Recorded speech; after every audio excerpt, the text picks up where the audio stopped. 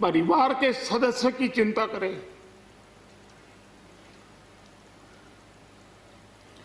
वैसी चिंता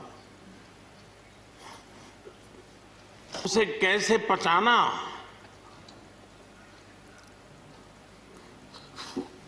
इस सदन में शमशेर जी की उपस्थिति 96% है। ये अपने आप में, यानी जो दायित्व जनता ने उनको दिया उसको बिल्कुल 100% निभाने का प्रयास। मृदुभाषी हैं, सरल है, और मुझे विश्वास है कि जम्मू कश्मीर से रिटायर होने वाले 4 आदरणीय सदस्यों के लिए उनके जीवन का यह कार्यकाल सबसे उत्तम कार्यकाल है, क्योंकि इतिहास ने एक नई करवट बदली है और जिसके वो साक्षी बने हैं, सहयात्री बने हैं। ये उनके जीवन की बहुत बड़ी घटना है। श्रीमान गुलाम नबी जी, मुझे चिंता इस बात की है कि गुलाम नबी जी के बाद इस पद को जो संभालेंगे उनको गुलाम नबी जी से मैच करने में बहुत दिक्कत पड़ेगी।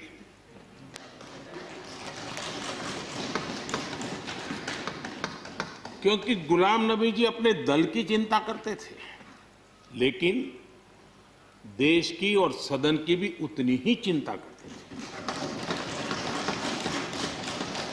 ये छोटी बात नहीं है जी, ये बहुत बड़ी बात है।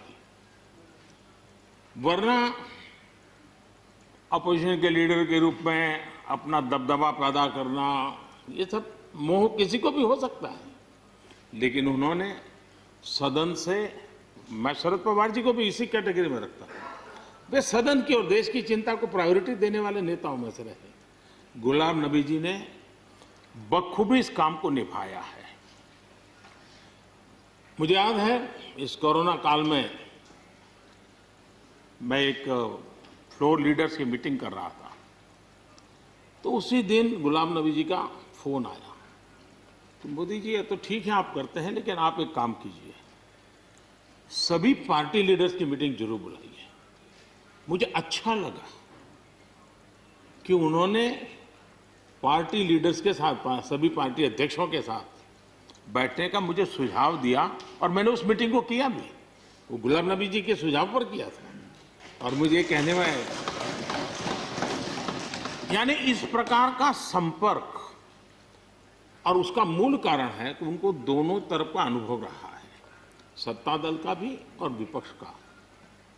28 साल कार्यकाल, ये अपने आप में बहुत बड़ी बात होती है जी। बहुत साल पहले की बात है, शायद अटल जी की सरकार होगी, मुझे याद नहीं रहा।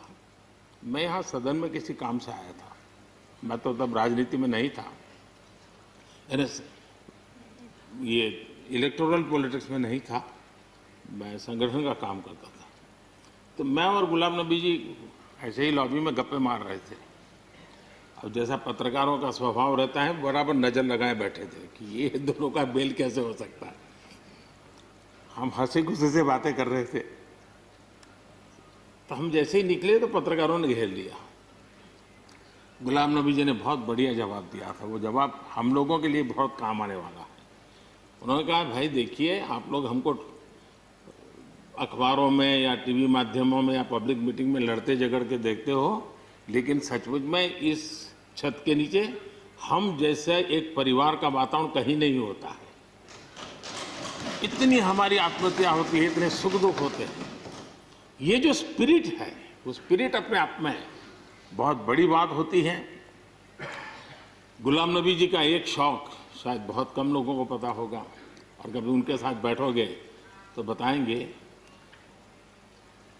हम सरकारी बंगलों में रहते हैं, तो बंगले की दीवारें, अपना सोफा सेट, उसी के आसपास हमारा दिमाग रहता है। लेकिन गुलाम नबी जी ने उस बंगले में जो बगीचा बनाया है, यानी एक प्रकार से कश्मीर की घाटी की याद दिला दे, ऐसा बगीचा बनाया है। और इसका उनको गर्व भी है, वो समय देते हैं, नई नई चीजें जोड़ते हैं, और हर बार जब कंपटीशन होती है तो उनका बगलो नंबर 1 ले आता है। यानी अपने सरकारी जगह को भी कितने प्यार से संभालना, यानी बिल्कुल मन से उन्होंने इसको संभाला है। जब आप मुख्यमंत्री थे, मैं भी एक राज्य का मुख्यमंत्री के नाते काम करता था, हमारी बहुत गहरी निकटता रही उस कालखंड में। शायद ही कोई ऐसी घटना मिल सकती है कि जबकि हम दोनों के बीच में कोई संपर्क सेतु न रहा हो। एक बार गुजरात के यात्री, क्योंकि जम्मू कश्मीर में जाने वाले टूरिस्ट में गुजरात बहुत बड़ा नंबर रहता है, और टेररिस्टों ने पर हमला कर दिया। करीब 8 लोग शायद मारे गए। सबसे पहले गुलाम नबी जी का मुझे फोन आया,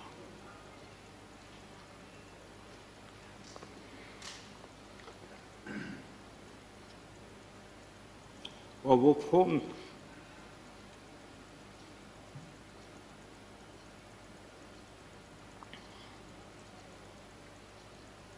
सिर्फ सूचना देने का नहीं था,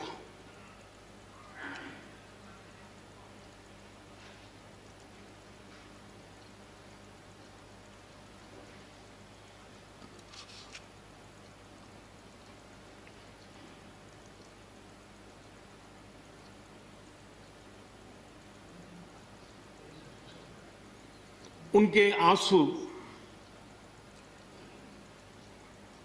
रुक नहीं रहे थे। फोन पे उस समय प्रणब मुखर्जी साहब डिफेंस मिनिस्टर थे।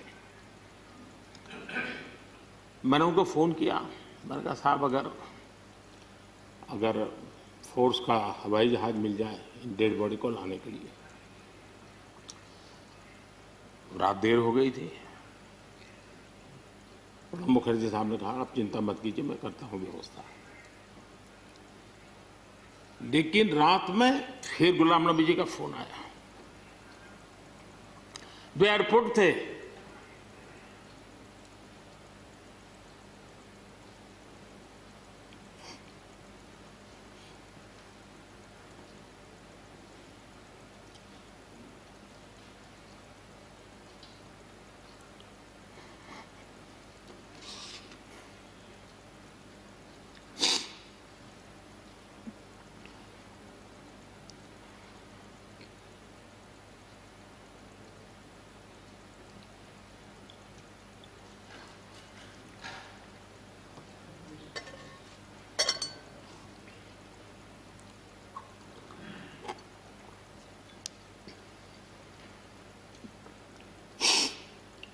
सॉरी, उस रात को एयरपोर्ट से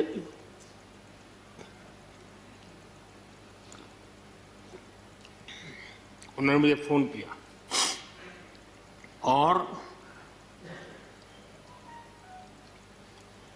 जैसे अपने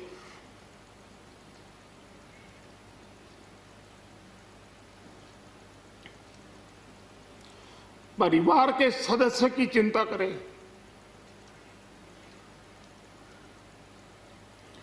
वैसी चिंता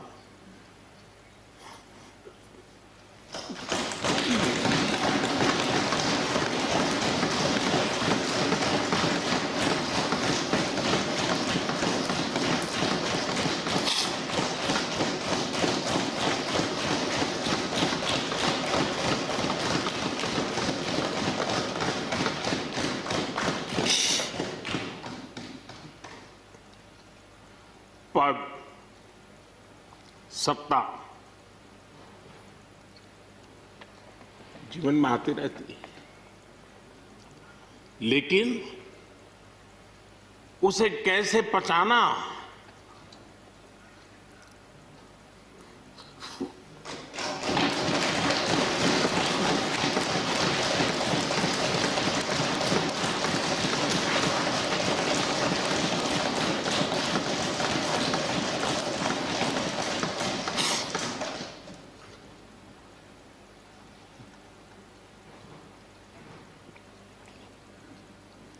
मेरे लिए बड़ा भावुक पल था।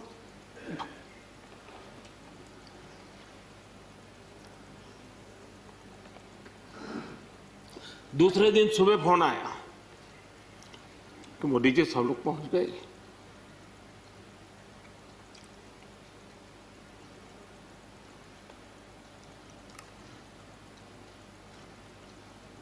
इसलिए एक मित्र के रूप में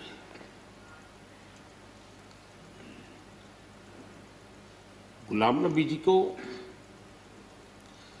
घटना और अनुभव के आधार पर मैं आदर करता हूं।